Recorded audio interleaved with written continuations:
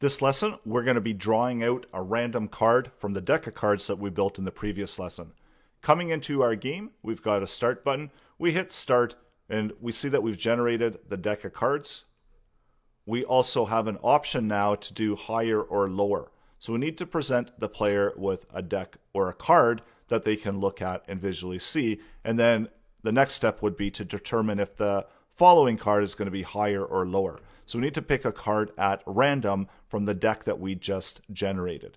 And that's going to be happening where we draw a card, and within that draw card function where we're setting a value for card, we can pull a card out of the deck. Let's select random using JavaScript math random. So let random index. We need to select a random value of an item, an index value from the deck that's currently existing. And this can be done using math floor. So we get a full number there so we don't have any more decimal places. And then using math random, and then the number that we want to multiply the math random is by the value of the length of the deck. And that will give us a full number because the deck length starts at 0, the index values start at 0, so it's fine to start at 0 going all the way up to the maximum length of the deck. So currently it would be 52. So this would return back on that first iteration a number from 0 to 51. And as you can see, that would match with index numbers of all of the items that we have currently within our deck array.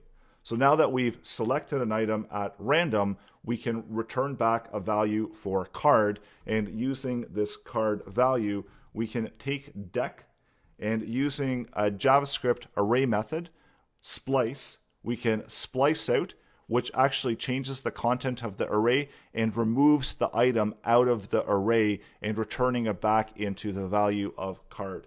So when we do splice using that random index value that we just pulled out at random, we only want to splice out one card. So indicate that that's the one card that we want to splice out and return that back as card. And there's actually one other thing that we're going to need to do.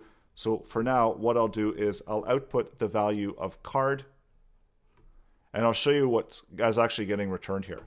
So we output the value of card, and you see that this is an array with an object inside of it. Because the way that it was built when we were building the card is that we created this object and we dropped this item in here into the array.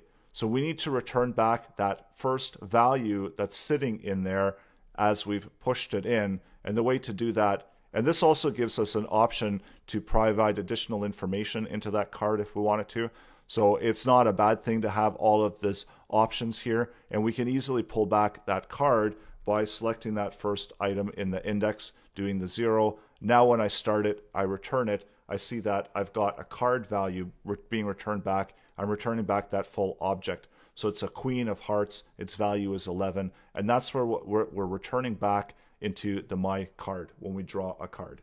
So now we have a card to work with, and we can output that card value into the player's visible area where we've got our gameplay inner HTML. And if we want to, we could output my card and say rank, and then my card, because now we've got an object value in there, and suit. So refresh, start, 8 hearts. So we return back the 8 of hearts. We can refresh, 4 spades, we've returned back the 4 spades. Now I know this isn't very appealing visually, and coming up next, we're going to generate some HTML using JavaScript and generate out a more visual representation of the Jack of Hearts instead of just J Hearts. So that's still all coming up in the next lessons.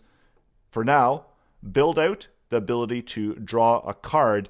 And the other thing that I want to note before we conclude this lesson is as we splice content out of the deck is actually getting smaller. We've removed out that item from the deck. So eventually, once we run through that full deck, we're going to hit a deck length of 0. We're no longer going to run this function. We're going to make a brand new deck, and then we're going to be able to draw another card. So even if the player is playing extremely well, they can go through all 52 cards, get everything correct. It's just going to create another deck, and they can keep playing infinitely long until as long as they're guessing the value, whether it's higher or lower. So the game can really continue to an infinite amount. It's all up to the player to be able to determine if it's higher or lower.